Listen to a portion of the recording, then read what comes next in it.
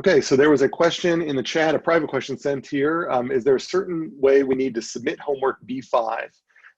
It's easier, this person said it's easier to write out versus type. Don't have access to a scanner. Would submitting photos of the work via Canvas be okay?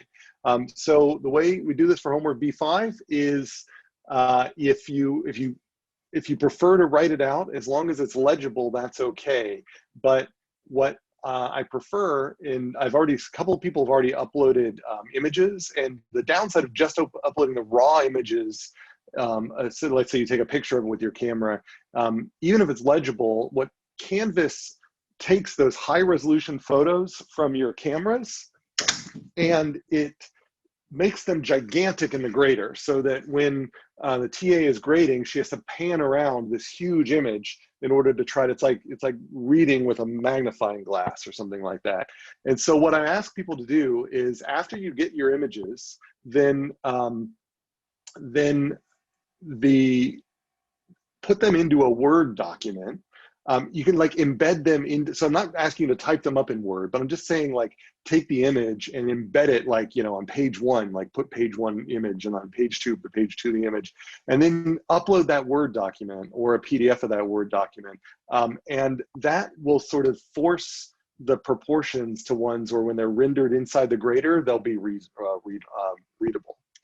And so Corin mentioned that there's an app called Genius Scan that can email you a PDF of whatever you scan from your phone. So yeah, if there's other options, that's great. It's easiest for us. The Word documents just tend to function really well with the speed grader.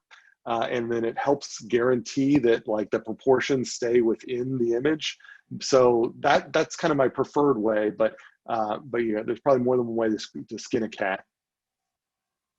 And I'm seeing, are there any other questions here? And I think that's, yeah, so there's some great, please check out the chat. It looks like there's some great recommendations for scanning. So, and thanks for offering those recommendations. I really appreciate that.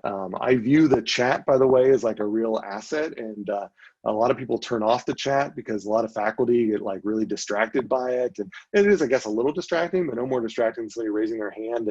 And I generally find that students are really responsible in the chat. I mean, knock on wood. And I really think it's great when you guys can help each other like this, or remind me to turn on my camera or whatever. So thank you for making excellent use of the chat. The other thing was, last time someone asked a question about condors and that cost curve, and I totally missed it in the meeting pulse questions, and I apologize for that, but I will give you an answer to that question today, because we'll do it. I'll flash that up here in a second. All right, and let me get rid of this sticky note thing. All right, any other questions? I do have a minor announcement. Two, actually, quick announcements. So one, I have to be on an NSF panel on Thursday that happens to stretch across the time for this class. And so for Thursday, I'm going to have to pre-record this class. And so everyone will be asynchronous. And so the attendance questions will still work the same way.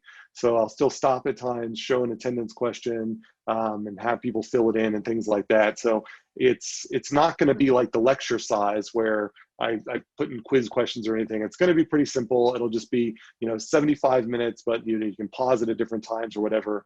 So basically, it's as if everyone skipped out on synchronous class and decided to just watch the re-recorded lecture. That'll be on Thursday. I should be out of the panel before my office hours. And so if you'd like to come to my office hours, talk about homework B5 or whatever, I should still be able to do that, because fortunately the East Coast, it'll be end of business for them. But during the class, I unfortunately have to pre-record. And so that is, I will send out a Canvas announcement about this as well, just a heads up. The other heads up is that you may have seen that late last week, there was an announcement that ASU is going to go all online after Thanksgiving. So normally you go, there's the Thanksgiving holiday, there's a week of classes, and then finals week. And so ASU didn't want people going, visiting their families and then just coming back for a week just to leave soon after that. And so instead they said, we'll just make it all online, and then that way people could kind of leave sooner. And so that that it really doesn't affect us very much because we've kind of been online anyway, except there won't be the in-person component for that week that people can choose to go to. But the real hang up is that they also said that all final exams have to be given in the last week of classes by the last day of the regularly scheduled class for that class. And it's a little confusing because they haven't changed the grade posting dates. The grade posting dates are still after the original finals week. So they've canceled finals week and are now telling us that even though our exams will be online, they have to be during the last week of classes.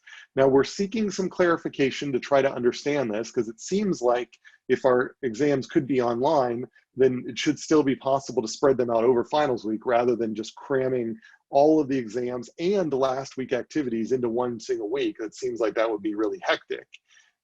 Now, for us, we actually already planned for the final exam to be the last day of class. And then we had a makeup exam that was going to be showing up in finals week. So either I need to figure out to kill a lecture and move things around to try to put 2 exams during the last week of classes with only a day separating them, which I'm not really, I'd rather not do that because it's a lot of, it requires a lot of rejiggering of the curriculum and it ends up not being, I think, that much of a benefit. If we're given the flexibility to still give online exams during finals week, we can just continue as normal. So I just want to give you a heads up. If you notice that announcement, I'm working on it to figure out exactly what our options are, but you should know that, you know, in some of your classes, you would imagine there's going to be some sort of adjustment because we're not technically, I guess, allowed to give final exams during finals week. We have to give them during the last week of classes. At least that's currently how it appears to stand. All right, and I think that is, so any other questions or general questions or about course policy or assignment due dates? I did extend the due date for homework B5, so it's due on Sunday to give people a little extra time because I haven't seen a lot of people emailing me questions about it or coming to office hours, and I just want to make sure I had one more office hour in there, so it's due on Sunday night. So you've got a little more weekend time to work on it. All right. Sure. Okay, so let's move on. So last time we started talking about these benefit and cost curves and where the heck they come from. And so we said that these benefit curves tend to be concave. And the reason they tend to be concave is that interventions with the most added benefit tend to be pursued first. And so, and interventions with the least added benefit tend to be pursued last. And so you can see that if I make an intervention, if I remove 1 ton of pollution from the air, so that is going to, that first ton of pollution tends to be the one with the most benefit. To put it another way, if you're living in a world of smog, then if you can remove a ton of that smog, that's going to be huge benefits. So that's going to be great. But if you're living in a world where pollution levels are the point where you hardly even notice that there's a lot of pollution in the air, removing the next ton of pollution from the air is not going to make much of a difference. And so that's kind of where this curve comes from. And then the other curve is the cost side of things. And there's a kind of a flip side of that where intervention with the least added cost tend to be pursued first. Interventions with the greatest added cost are pursued last. So if you are making decisions about private compliance, you know, how do you reach compliance in your factory? So your factory is emitting too much pollution, so you want to bring it back in compliance. What you're going to do first are the cheap things. So you're going to turn off equipment that's polluting when you don't need it, for example. That's cheap to do. So, so that's, you know, happens first. And so the first ton of abatement that you get is actually the cheapest ton of abatement because you get it by just turning off stuff.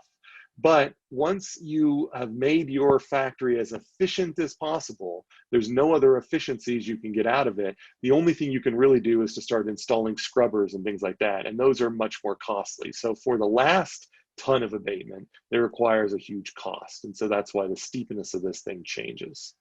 So these are sort of the typical way these things come together. So typically you get this football shape where the benefits of abatement, for example, have a concave shape and the costs have a convex shape. And then we are sort of looking for the level of abatement which maximizes the difference between the benefits and the costs. And so down here, the benefits are rising faster than costs. And so in this case, we generally are going to imagine that we're going to pursue more abatement because we get more out of it than we are putting into it. So that's a good thing. Over on the other side, the costs are rising faster than the benefits are rising. So at this point, if we add more abatement, we're just going to pay in for that abatement more than the benefit that we're getting out of it. So we'll probably do less abatement in this region. And the kind of sweet spot is in the middle, where the benefits and costs rise at the same rate. And so these lines here, which are tangent to these curves, are parallel to each other. And that's where we get the maximal net benefit. And so if we call these benefit functions BQ, where Q is the level of abatement, and cost functions CQ, where Q is the level of abatement, then this point here, I'm going to denote Q star. And the star is a common thing in optimization and economics to refer to the best or the optimal thing. And so the optimal level of abatement is this moderate level of abatement, where these two slopes are equal. So in other words, where the derivative of the benefit curve equals the derivative of the cost curve. Now, I'm rarely going to give you benefit or cost curves and actually have you do the derivatives. Instead, I'm going to do, and this is what most economists do, is just give you the derivatives instead of the raw benefit and cost curves. And that's what we've plotted here instead. Here you can see that this is effectively plotting the slope of those lines. The slope of the benefit curve is highest at low abatement and lowest at high abatement. The slope of the cost curve is lowest at low abatement and highest at high abatement. And where they intersect is equivalent to where those curves are parallel. And so at that point, the slopes are equal and the derivatives are equal here. And like I was saying, then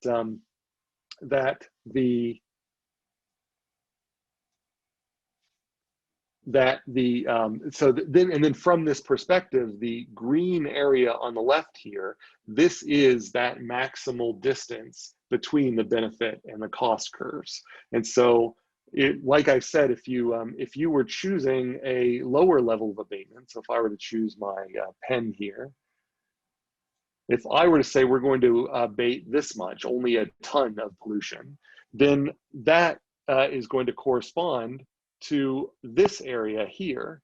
And so that right there is going to be, if I were to go back in the slides where I just had these curves, then that level of abatement is going to correspond to this difference between the benefit and cost curves. And we can see that that difference is smaller than this difference here.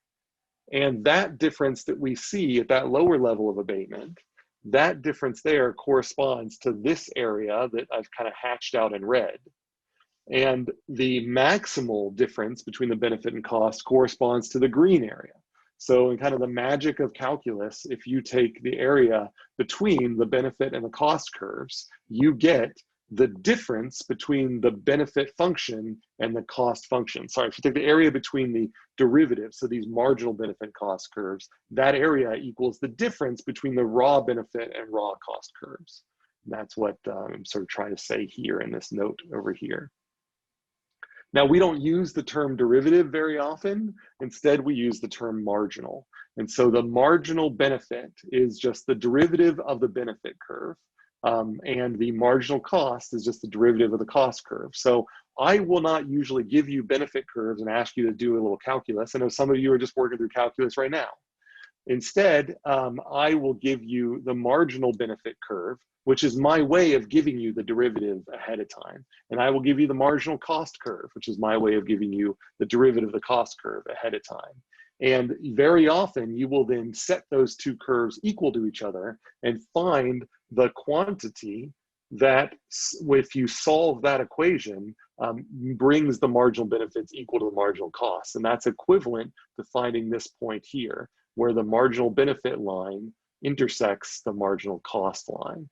And then that level that you find is the efficient, and this is this term in economics, efficient. So it maximizes the difference between benefits and costs.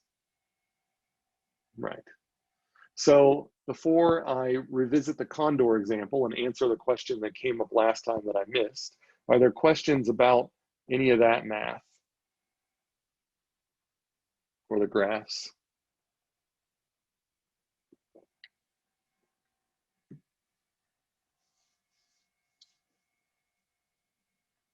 Okay, so our concrete example of a cost curve was this condor example. And so there was a great question from last time. So to sort of set this up, if we're reminded here, so we've got on the Q axis here, so you can think of it as this Q, this is condors saved per year. So you can think of the unit of this thing is in condors or condors per year. And then you notice that this cost curve, it jumps up in these kind of steps. And what is being referenced here is what way they've done is they've sorted different intervention strategies that each save a different number of condors per year. And they're sorted kind of by their cost. And so you can see that an intervention strategy that, habitat protection over here, then we can see that it saves 0.53 condors per year. So you can kind of see that this is where 0.53 lives.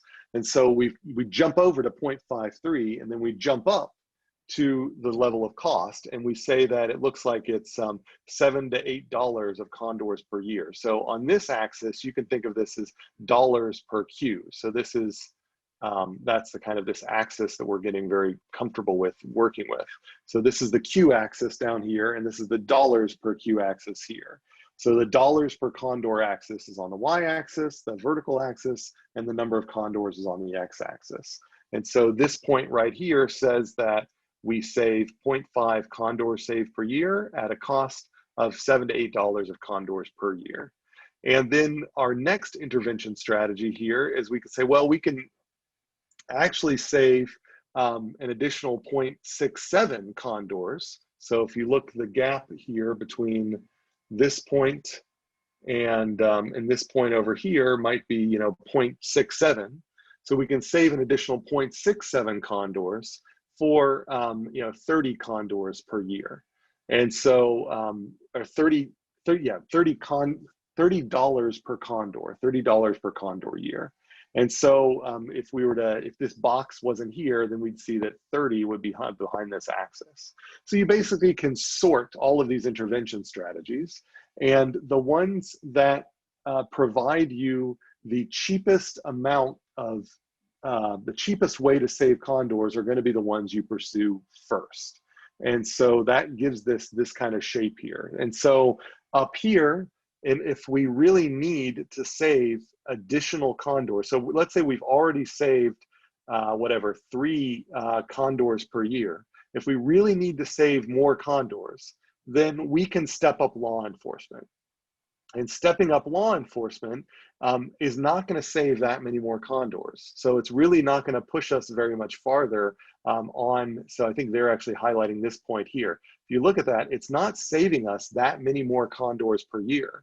But to go from this level to this level is a huge increase in cost. So it ends up terminating for what's behind here. It ends up terminating way up here. So to pay people to go out and do law enforcement to save condors, they're pretty much going to spend most of their time not doing much because it's going to be really hard for them to find people doing things that are hurting condors. Occasionally they will, and they will save a few more condors per year, but they'll save super, super small amount of condors, even though we're paying them a lot of money.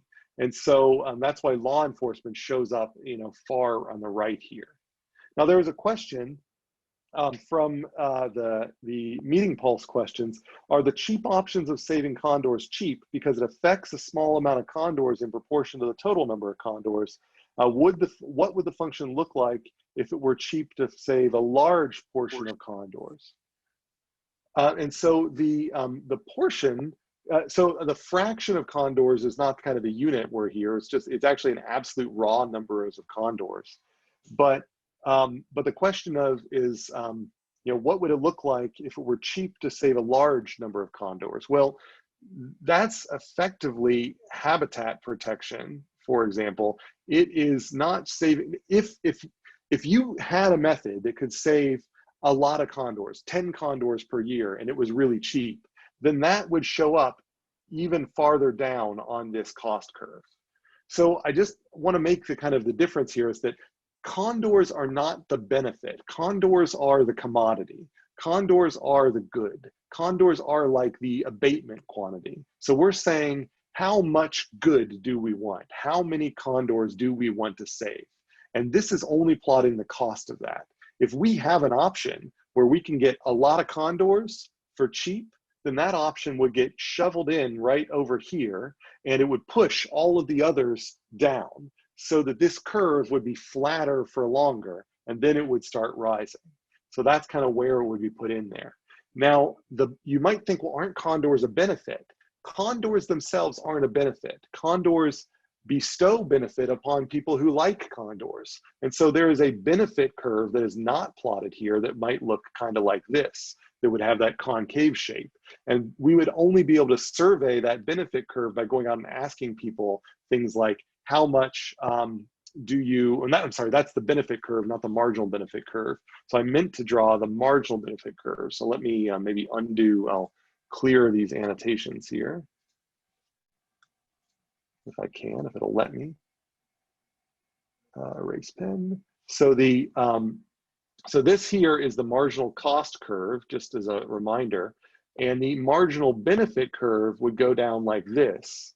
And that marginal benefit curve we would get by asking people, how much would you be willing, and so this gets into kind of the next chapter. This is like, we could go out and ask somebody, you could say, hey, you know, Julie, how much would you be willing to pay to save a condor? How much would you be willing to pay to save 3 condors, and so on and so forth. Or we could ask them, how much are you willing to accept? We could say, you know, if we were going to kill all the condors, how much money would it take for you to be okay with that? How much would you be willing to accept if it was in exchange for us killing all the condors? And so by asking people those questions, we can then get a marginal benefit curve. And where that marginal benefit curve, which represents people's utility, intersects the marginal cost curve, like right here, this will tell us how much society is willing to save. So it's going to tell us that our society is willing to pay for all of these things, but it is not willing to pay for any of these things because the amount of condors saved doesn't bring enough benefit to justify those costs. So in order for us to figure out that point, we need to see both sides of the curve, the marginal benefit and the marginal cost curve. I'm only showing the marginal cost curve. And condors are not a benefit, they are a commodity, they are a good. The more condors we have, great, the more good. But we don't necessarily want to have all condors. And so we eventually choose a balancing point where it's like the optimal number of condors given the cost it takes to maintain that number of condors. So are there questions about that, about this cost-benefit analysis stuff, about the difference between marginal benefits and costs, the shapes of these curves, et cetera? And hopefully I answered the question that was given last time, and I apologize again for not seeing that sooner. Okay. All right. So the last part of this chapter, chapter 2, brought up discounting and time.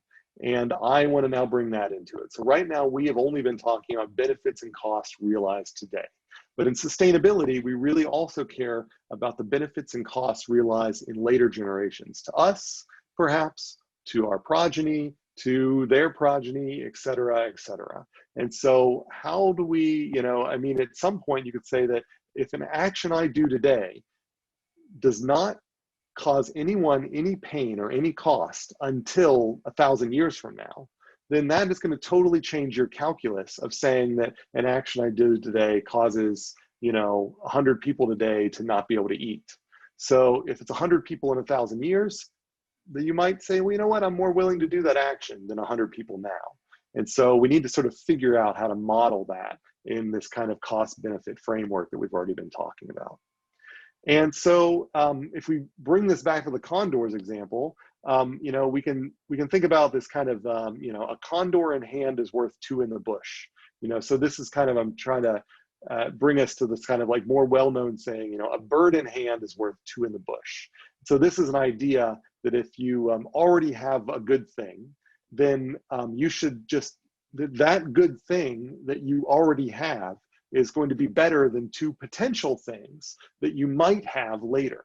And so don't give up what you already have just because you might have these two things later. Or even if you do have these two things later, for sure, then it might end up being more valuable to you to hold on to the one thing that you have. And so this is effectively comparing across time. It is making a statement about the equivalence across time is such that things later are worth less to you than things now. So, and this is what we do in economics when we do these cost-benefit analyses. We are going to try to convert the value of things that happen later into today's value, and then do a cost-benefit analysis in today's value. And so that's this sort of down here, what I've written out is kind of the economic version of a bird in hand is worth two in the bush. The so-called present value, the current value of two birds in the bush is equal to the present value of one bird in the hand. And that present value of one bird in hand is equal to one bird. So this is a statement that we discount things in the future by half. That's sort of what we're saying here, and that's what we're building up to. So that's what we're going to be talking about today is discounting and trying to understand discounting and how we then make sense of discounting in terms of things like natural resource availability. That's where we'll end up ending. All right. So let's get a little more things about the framework, and then I'll open it up for questions to see if there's some confusion here. So I'm going to use these terms FV, future value, and PV, present value, a lot. The standard terms we use. The PV is, again, the value that we experience today. The future value is the value that we will experience in the future, but we will not have access to after waiting a certain amount of time. And the future value is modeled as the present value times this funny little formula here, 1 plus r to the t, where t is the amount of time that you wait until you experience the future value. So if we have some equivalence between the future value you get later and the present value you would get equivalently if you just got it all now, then the claim is that that equivalence happens through this relationship here, where you take the present value and you multiply it by this here. And this should look familiar to you because this is just the same formula you use for thinking about your savings account. If you invest this much in your savings account today, PV and your savings account today, and you have a savings account rate that has an interest rate of R, then after, say, 1 year, so t equal to 1, then you will have a little bit more in your savings account. You will have your present value, the total amount of the present value, plus the interest added on top of it. If you let that stay in the savings account for another year, then again, you get more interest on top of that. And so that's where this formula kind of comes from. And so this is this idea where if you ask someone, what's $1,000 worth? If someone will say to you, I could give you $1,000 now, or I could give you $1,025 next year. The question you ask yourself is, will the bank do better than this deal? Because if the bank will do better than this deal, I will take the $1,000 now and I will put it into the bank, and then I will come back in a year and I'll take it out of the bank, and the bank will give me more than the $1,025 that I'm being promised. But if this person is promising me more than the bank can give me via interest rate, then instead I will forego the benefits now and I will take the benefits later. So that's where this formula kind of comes from, is we're using the bank as a benchmark on how we value time. And so in order for us to then convert future value into present value, we're just going to divide both sides by this factor here. And so this is the formula we have here, where if I give you a future value and I tell you how far in the future it is, how many compounding periods in the future that it comes from, and I give you the interest rate, so how your discounting rate, then you can divide that future value down to find out the present value. So if someone says, I'll offer you $1,000 in the future, then what this tells you is how you divide that $1,000 down to find out how much that's worth to you now. And so $1,000 in the future might only be worth $900 to you now. And if you have another option where someone's willing to give you $925 now, then you can say, sorry, I'm not interested in your $1,000 in the future. I have another option who's willing to give me $925 now, and that's better. But if all of your other options give you less than $900 now, then you take the $1,000 in the future. So that's where these conversions come back and forth. So, all right, so before we keep going there, is this making a little bit of sense, or are there questions about this idea of discounting based on kind of the savings rate at a bank? I got a quick question. Mm-hmm. It's just that, are we going to see this formula in action for some graphs, how the discounting works? Yes, and so right, well, we're moving towards that, and then you'll end up doing math, just like the math you did on homework B5, but that math will then also have to involve these discounting rates, like I think in the next homework we'll do that. Okay, got it. So Thank you. with that kind of math, are we given, if we're trying to calculate the present value, are we given the future value and would we be given FVR and T, or is that something we need to find in some way or derive in some way? So in problems like that, what typically will happen is you will be in some way or another, like say a word problem or whatever, be given one of these values, typically the future value, and you'll be told how far in the future that future value is realized. And then you will be told a discount rate. And then you will then convert using, so you get future value check, you get periods in the future check, and you get discount rate check. And then once you've got all those three, then you can solve for present value. And Okay, so that allows, go ahead. So it's plug and chug, but with really big applications. Right. I mean, that's Okay. basically all of yeah, time value of money. That's right. This is how people do in financing and accounting, whatever. It's this. And so yeah. Any other questions? All right. Okay, so introducing other symbols here, it's just trying to make things look a little less ugly. So rather than carrying along this ratio 1 over r, 1 plus r over t, I'm just going to use this value beta here. And this beta is just equal to this thing. It's just equal to this 1 over 1 plus r to the t. I just took the future value out of the numerator, I put it beside, and then I put everything else into a beta. And that allows me to use this beta instead of keeping around this thing. And that also allows me to more conveniently represent discount rates, say, in terms of word problems. So I already mentioned, like, a bird in hand today is worth 2 in the bush in the future. Well, rather than me figuring out exactly what the discount rate is, then I could say, well, this beta factor here is just equal to 0.5. So that's saying that, that's where it goes right here, that my future value, which is 2 in the bush, is equal to 1 in hand. And so this beta is equal to 0.5. So like I can see, 2 times 0.5 is equal to 1. So a bird in hand over 2 in the bush is equivalent to saying that this beta scalar factor here, which we'll end up having another name for, which you'll recognize here in a second, but that beta is equal to 0.5. Now, if I think about it, if I set my t equal to 1, then this just becomes 1 over 1 plus r. And if I think, well, then what discount rate corresponds to 0.5? Well, that would be equal to an r of equal to 1. And so that's like 100% discount rate, right? So 1 over 1 plus 1 is equal to 1/2, right? So this, 0.5 you can view as 1 over 1 plus 1. And if you want, just to make it clear, I'll put parentheses and I'll say, and this whole thing is 2 to the 1. And so having this beta, which I'll give a name in just the next slide, equal to 0.5 is equivalent to having the discount rate at 100%. And so, having this discount rate of 100% basically means that in order for me to reach equivalency, you've got to double what you're going to give me now.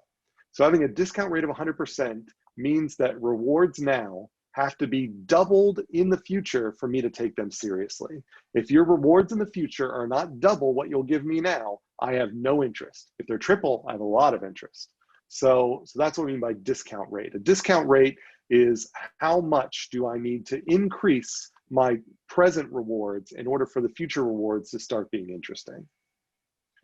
And so we are going to refer to this beta as the marginal rate of substitution with the future. Again, the MRS. So all this stuff that we've been evaluating in terms of marginal rate of substitution is going to apply.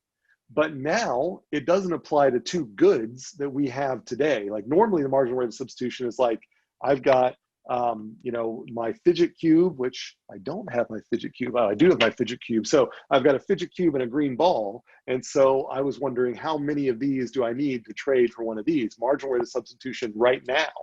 But now we're adding some more complexity to it where we're saying the fidget cube is in the future. And so now we're talking about the marginal rate of substitution with goods in the future. So I've got goods today and goods in the future. And what's the MRS between them?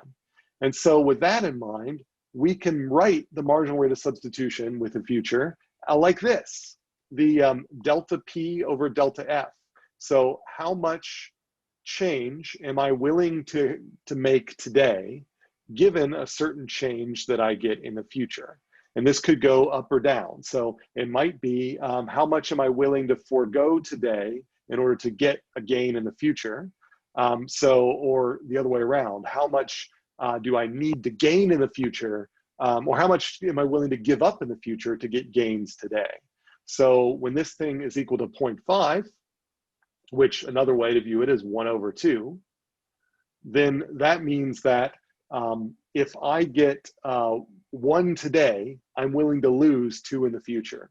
And so those are equivalent to me. So you could give me 2 in the future and I'll give up my 1 today, or you give me 1 today and I'll give up 2 in the future. So that's the marginal rate of substitution with the future. It corresponds, and in this case, the 0.5 corresponds to a discount rate of 100%. All right, now before I move on, where we're going to get some more graphs involved, is that clear what I mean by the marginal rate of substitution with the future?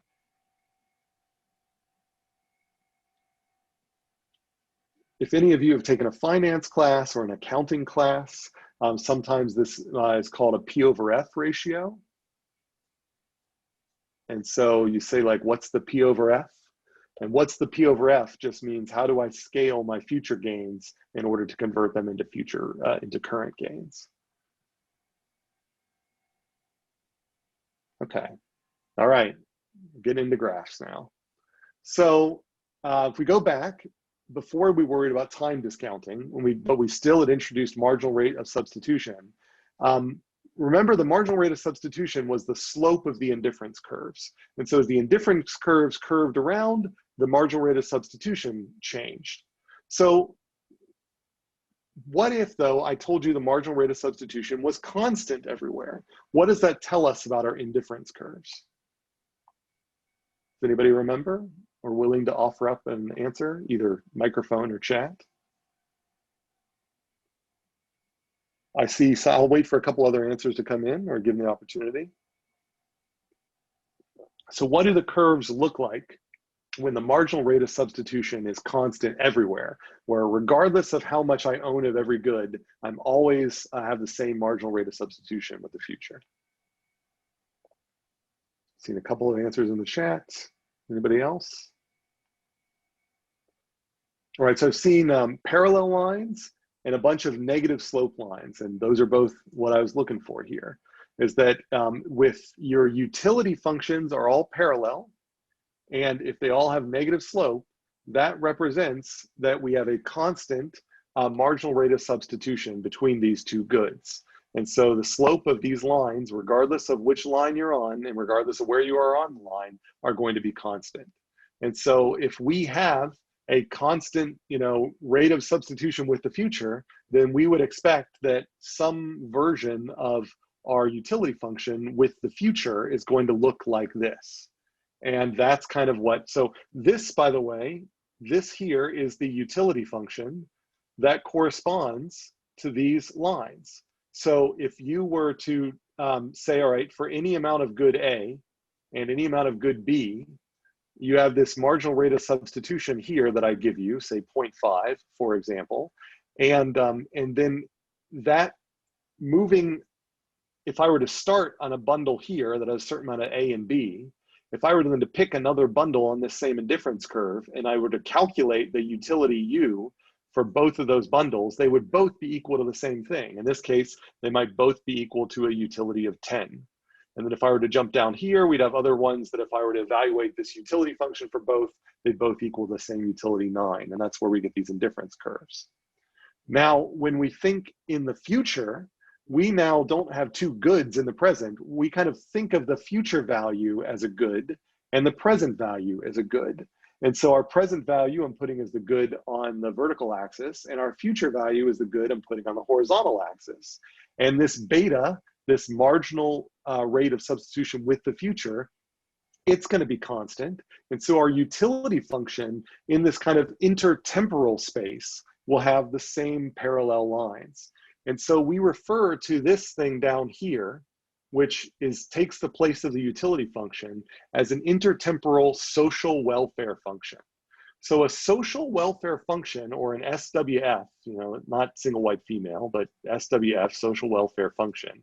This is a function which combines utility across different, we usually think of as different agents. So it could be, me versus you. So how do we combine utility, in a society, how do we combine those together? So we have a social welfare function which combines my utility with yours. We also think about me in the future as another person. And so I'm combining the utility I experience now with the utility I experience later. And I'm viewing me later as kind of a different person. And I think that's reasonable. I bet there's a bunch of times you've thought of where you could have made a decision differently that would have caused you less work later, but you kind of said, I don't really care about that person later. I just want to deal, I want to make things easier for me now. And that person later, they can worry about that later. So I'm not going to do this. I'm going to put this dish in the sink. I'm going to let later me deal with this dish. And I keep doing that. And then later me has to deal with 100 dishes later because present value me decided that they weren't willing to do it. So really the later value of you is almost like a different person. And that's why we view this as more than just a utility function, but actually a social welfare function. It combines utilities where we can think of the present value as one utility and the future value as another utility. And this beta value is our how much we're willing to substitute. So eventually you tell present value me, if you keep doing this, you're going to have to wash 1,000 dishes in the future. And at that point, present value me says, all right, I'm going to start doing the dishes. So I made a switch where suddenly the future value, or the future, in this case, the future cost was so great that I was willing to take on a cost in the present. So there is a substitution where eventually the cost gets so large in the future, you're willing to take action in the present. And this beta represents that tipping point where you go beyond that, and then suddenly you're focusing on future returns or costs, and below that, then you're focusing on current returns or costs. And so this is what those social welfare functions would look like if we plot future value as a good and present value as a good. Okay, so before we move on to see what we do with this, are there questions about this framework? Again, we're just revisiting all the utility stuff we've done, but now we're defining a good as a good in the future, as opposed to a good that we currently have.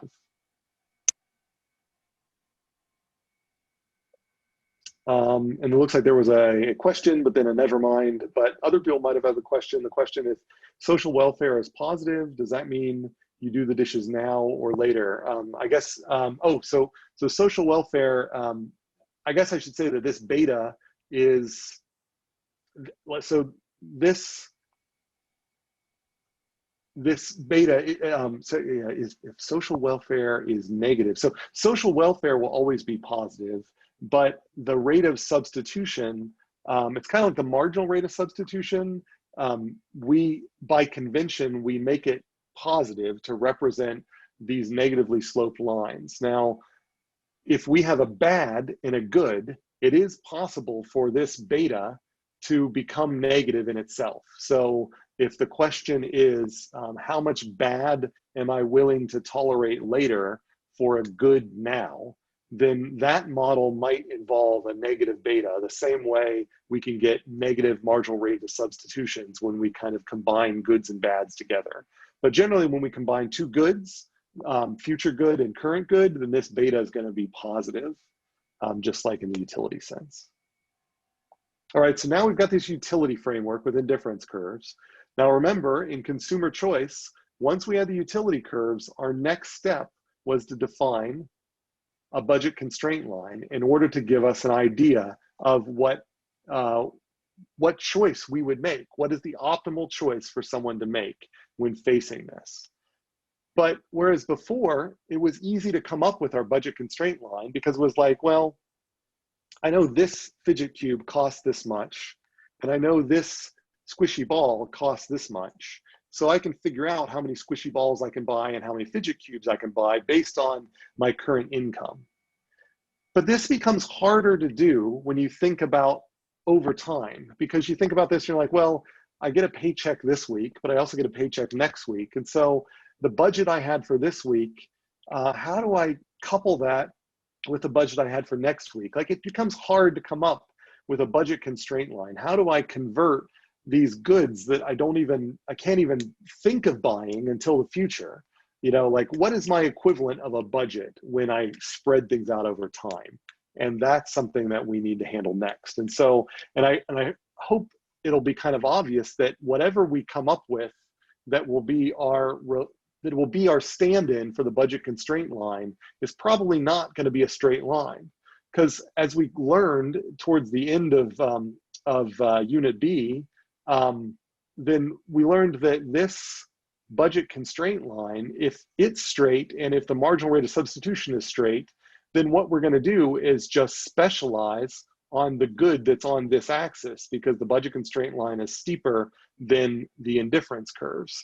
And that would mean, in this context, only focusing on present value. And we know that that's not actually the case. It's very rare that we're only going to focus on present value. And so clearly there needs to be a way for this to model us thinking about both the future value and the present value simultaneously. And so our budget constraint line is going to be more complicated. So basically, where the utility lines are, the indifference curves are lines, our version of the budget constraint line over time is going to be the thing that's curvy. And so that's what we're getting into. And so the way that we get there is through scarcity. And so rather than thinking about, if I'm only focused on the current time, the thing that is the major limiting factor in my decisions is my budget. It is how much do I have available of dollars to spend. If we think about decisions made over long periods of time, then the thing that we need to focus on, which could also be dollars if we do it kind of the right way, but we can also think more generally about natural resources, is scarcity. So the choices I make now, the dollars I spend now, so imagine you were living on a fixed budget. Your budget did not get replenished. If you had $100 to spend over your entire lifetime, then your choices now would necessarily couple to choices later. And so that is what we're trying to kind of get, is a kind of lifetime budget. And natural resources provide us that lifetime budget because there's a fixed amount of them if they're non-renewable. And so that's the kind of what we're going to think about. Imagine a non-renewable resource where your choices now are going to use some of that up, that's going to prevent you from using that later. And if you use all of it up today, there will be none available later. And so if you use all of it up now, the only benefit you're going to be able to get is the benefit you get now. And you're not ever going to be able to get a benefit from it later. And that is going to sort of impose something that acts just like a budget constraint. So that's where we're going with this. And I've listed, all these different, things, water, so these are different areas of the world that have different amounts of water scarcity. And so you can imagine that the decisions made in an area with severe water scarcity are going to be different than the decisions made in an area with lots of water. And that's because water acts like a budget. If you make a high income, you make very different purchasing decisions than if you make a low income. So again, scarcity acts like a budget. Okay, so let's see how that's worked out here, and then we can see if you have questions about that. So what is going to play the role of our budget is the total amount of a non-renewable resource. And so we're just going to call that T. So that is the total amount of water that I have, total amount of oil that I have. That is the maximum amount of oil that I can get out of the ground, total. Now, for simplicity, we're only going to focus for the moment on two periods, my present period and a future period, a single future period in the future.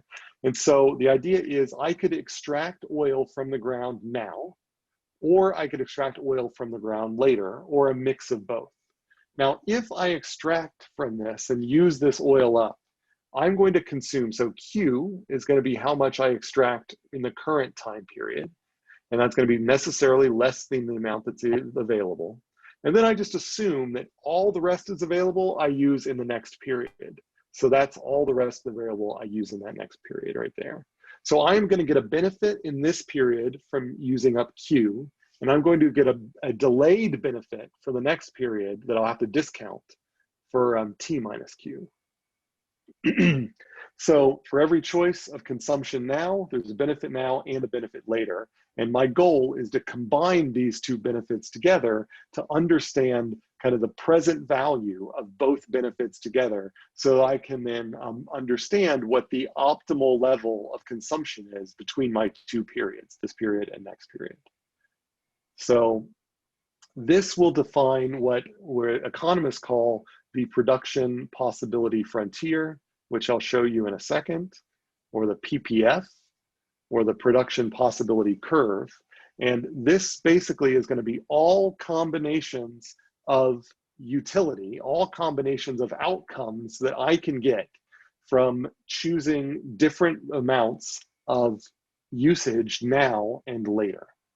So to show what that looks like, if I go back to my present value, future value curve here, then basically you can imagine that, so this production possibility frontier is the kind of, it's what's possible if I pull out some level Q from now. So I pull out some amount of oil from now, and then all the rest of it later, then I will get a certain, and if I use all of that Q as efficiently as possible. So let's say I sell it to the marketplace and I sell it at the best possible price, and I sell the stuff next year when I draw it out there at the best possible price. So as long as I capitalize on it in the most efficient way possible, then what this curve up here gives you, this kind of the dashed lines in this curve, are all possible ways that I can mix my present value and my future value. And so if for example, if I extract all of it now, then I can only get present value. I cannot get any future value, and that's why my future value is equal to 0 and my present value is equal to here. Now there might be a mixture where I extract less than all of it now, and due to the economic efficiency arguments, and we'll go into this in more detail, then I actually maximize my present value, and while still leaving over some for future value, and so on. And so the question is, where do I want to sit on this curve? Now, of course, there are less efficient ways that I can extract this resource. I can extract this resource and burn it, and I don't really get any benefit out of that. And so all of the outcomes down here are the attainable outcomes that I get for kind of the least efficient ways of using all of that resource. Or another way to view it is if I don't extract all T units of the resource, I leave some in the ground, then I don't get all of the value I can get across these two periods. So this production set is equivalent to the budget set when we had our budget constraint line. So the budget constraint line was if I spend all of my budget, these are all of the things that I can buy, all the mixtures of things I can buy, and anything under the budget constraint line, or if I don't spend all of my budget, I can buy these other, I can buy these mixtures. And so everything underneath here is if I don't spend everything, or if I spend things in kind of a way that doesn't bring me maximal utility, then I'm in the light green area, but I'd like to be in the edge, which is if I use all of the resource, but I distribute it across present and future, I'm going to be somewhere along this line. Okay. All right, so I already mentioned this example, and maybe I'll pause here for questions. Are there questions about this curve? So are the attainable outcomes always in a teardrop kind of shape, or could they have like crazy wiggly lines? Excellent question. And yeah, that's a great question. This teardrop shape is going to be pretty common. And in the next lecture, which is, I mentioned this, right, it'll be asynchronous. So in the asynchronous lecture, I will go into this a little bit more detail to show you where that teardrop shape comes from. But I hope you'll start seeing it already. In that this teardrop shape comes from the hump shape of economic efficiency, how there is an intermediate level. So if we think about the current period, we know from the chapter that the benefit function is concave, the cost function is convex, and the area in between the two has kind of a maximal point in the middle. And that gives a hump shape of our net benefits in the present period. And that hump shape in the present period is going to also mean that there is a, so if I view this as my Q, so my present period, then I know that there is some intermediate level in the present period, Q star, where I maximize my present benefits. And there is a similar hump shape in the future period.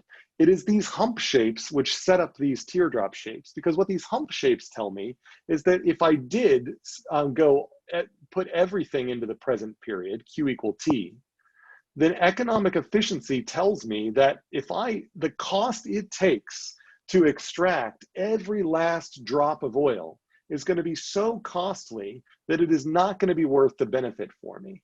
So I am going to necessarily want to leave some oil in the ground because it's going to be costly to get that oil out, at least this year. So for some reason, I'm assuming that next year it's easier to get it out, and we'll have to table that discussion for later. But for now, we're saying if I did wanted to get all of it out, then I'm actually going to get a decrease in my net benefit. So this intermediate level, which gives this hump shape, also gives this teardrop shape, because it's saying that if I put everything in the present, I will get a present value out, but it's actually going to be better for me to leave some oil in the ground, and that corresponds to this thing right here. So that corresponds to this. And although I could just leave everything in the ground, in which case it would be all future value, which is over here. And so this teardrop is, going from this point down here to 0, and then all the way up to this point in present value, and then back down to this intermediate point here, is actually following this. And if I kind of put this curve on the present value axis, and I do the future value with a similar shaped curve, then I end up matching the two of them together, and I get a teardrop. And I will do that more graphically in the next lecture so that it's a little less hand-wavy. But I hope you can kind of smell that coming. Okay, thank you. Any other questions?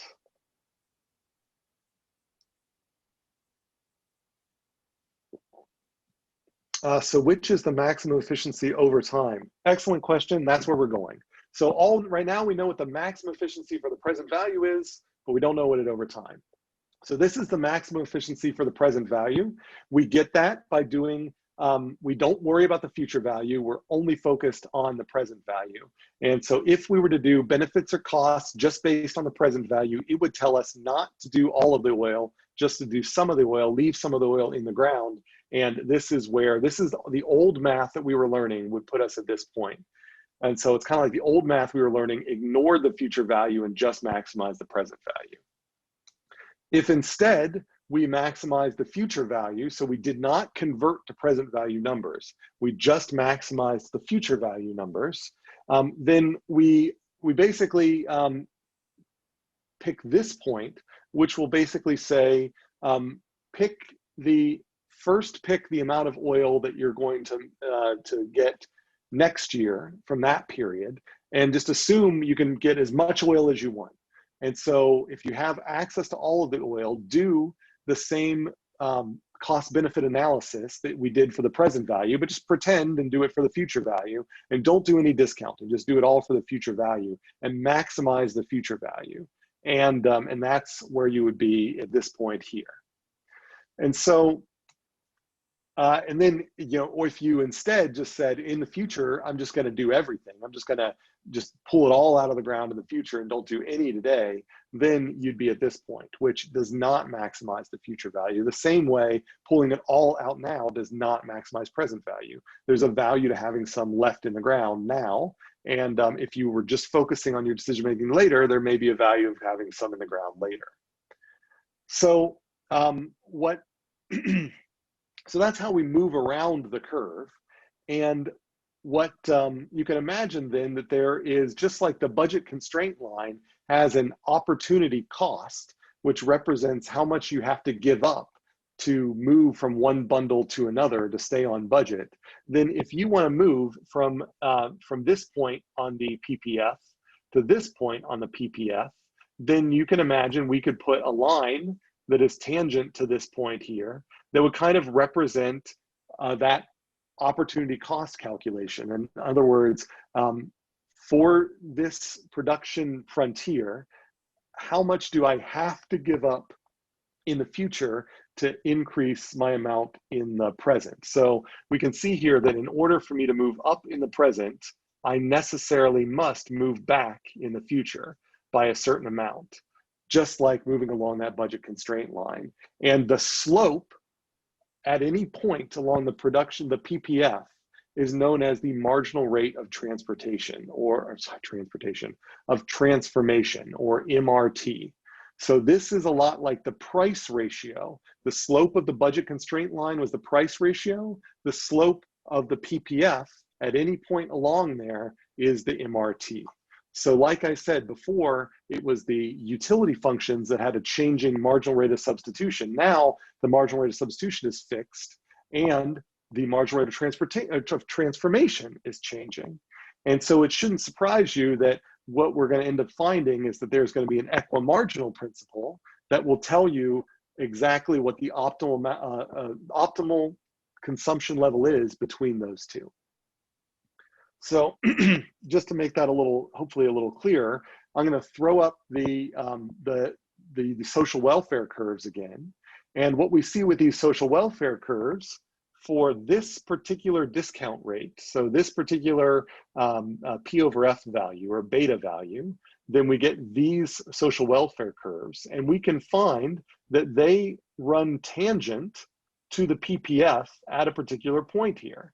And what we're going to find is that that is the optimal balance of use from the present value and the future value combined together. So at this point, that is exactly the point where the slope of the PPF, this outer dashed line, is equal to the slope of the social welfare function. It's where the MRT, which is the green slope, is equal to the MRS, which is the slope of the utility functions, the social welfare functions. And so that graphically is how we find the maximum efficiency over time, as we ask, where do these two things intersect?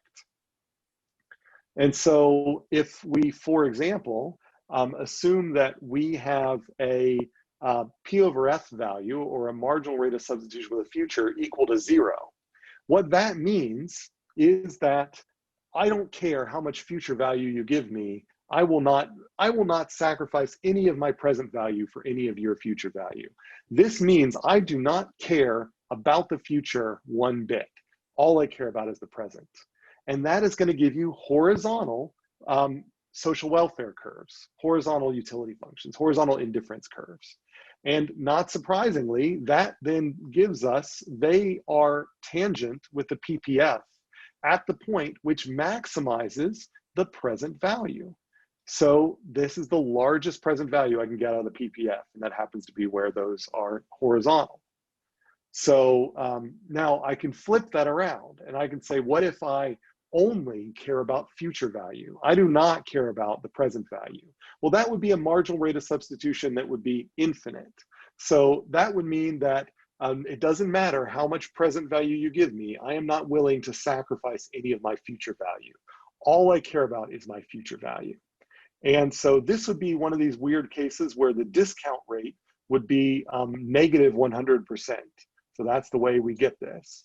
And for this weird case, which you'll never consider, it'll never be the case that you only care about future and you don't care at all about the present. But if you were in that weird case, you get vertical social welfare lines. And those vertical social welfare lines are tangent to the PPF at exactly the point which maximizes the future value. So this point here, that is the maximal future value. And so if we then consider intermediate values, then we end up finding blends of maximization of the future and the present value. So in our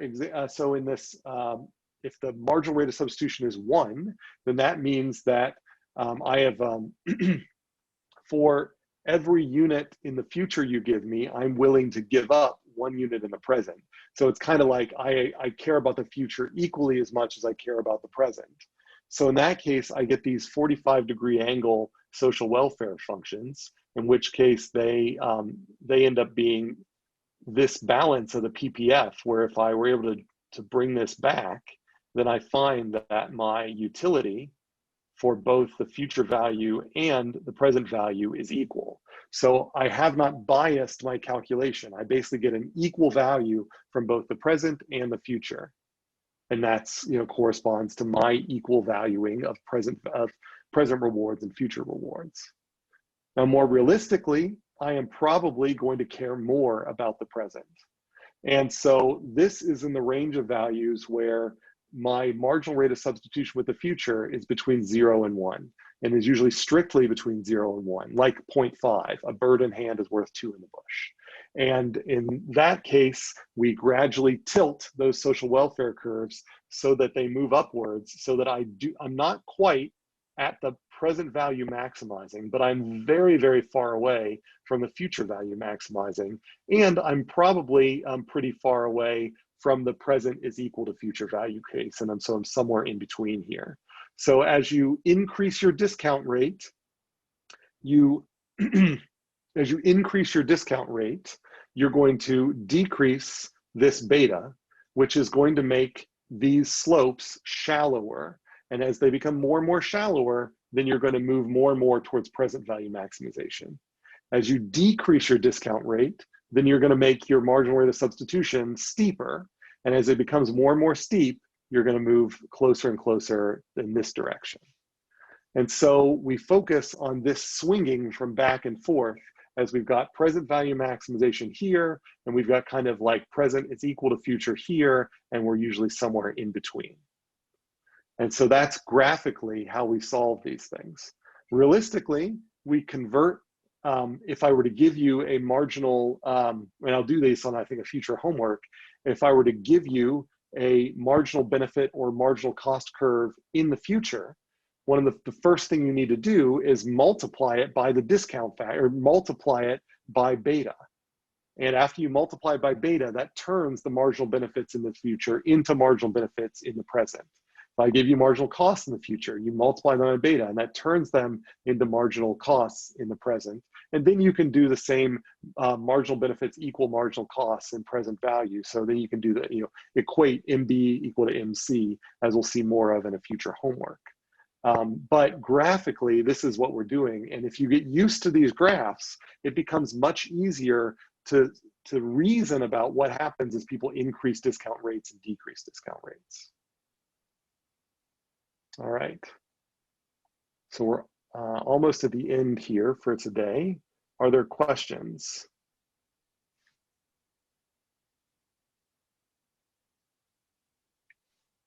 And again, we'll use more concrete numerical examples as we move forward, but I want you to sort of be motivated by this idea that all we're doing with all of this present value, future value stuff is just the same stuff we've been doing with our utility curves, but we are now doing them where we're considering goods that are kind of distributed into the future. And we just have this funny thing where now our budget constraint is this funny production frontier, where now the budget constraint is curved while the utility lines are straight. But otherwise, it's basically the same reasoning. There's the same equimarginal principle. So any questions?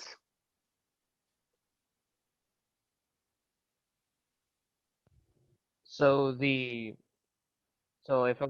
we were to do this, marginal rate of substitution would be anywhere between 0 and 1 in that specific area, or does that be where in the exact middle? If you gave me a your marginal rate of substitution with the future, and all practical problems will be between 0 and 1, and and for this graphical depiction, then at 0 it'll be at this point up here, and at 1 it'll be at this point here, and if it's anything in between, it'll be anything in between. So the rest of this PPF will be unexploited. So it'll be kind of irrational to be in the rest of this PPF. You'll just be focusing on solutions here. Okay. All right. Thank you. Okay. And I'll give an attendance question in a second here. Any other questions?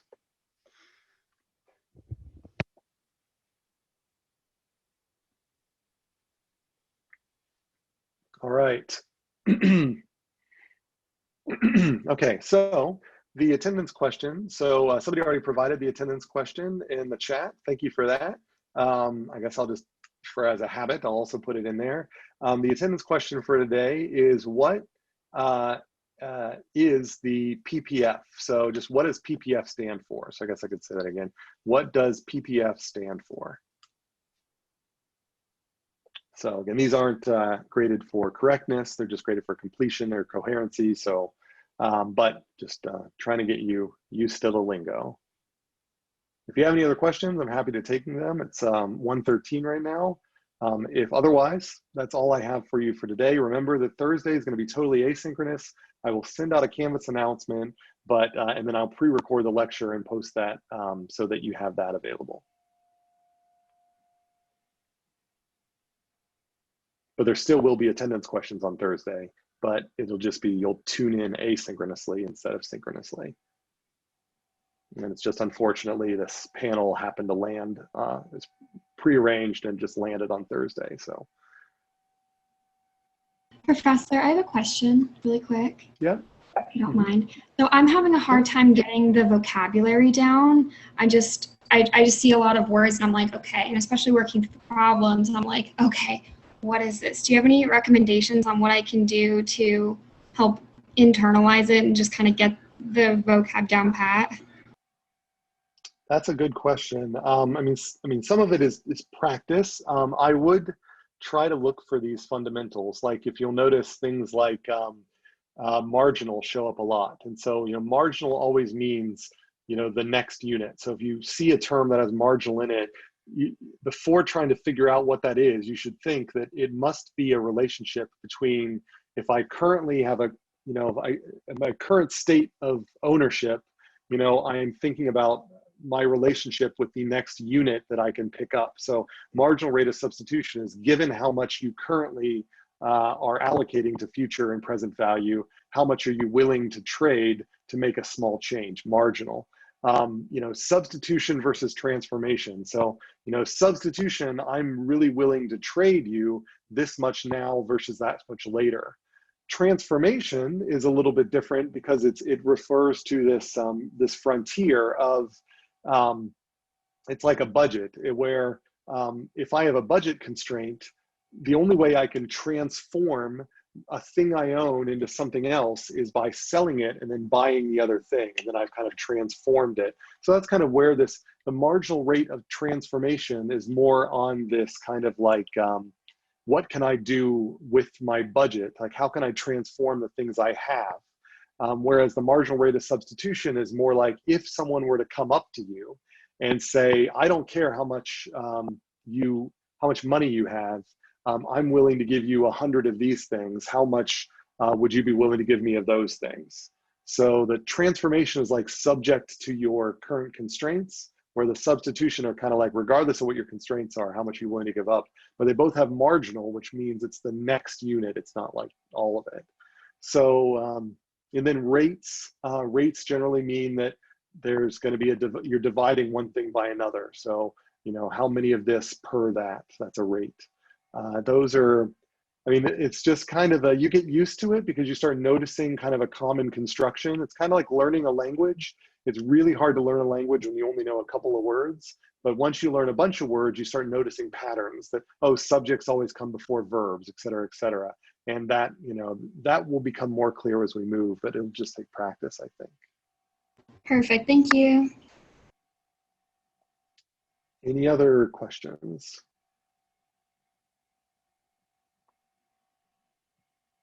All right, don't forget the homework's due on Sunday. I should still have office hours on Thursday, and I'll send out an announcement about the asynchronous lecture on Thursday.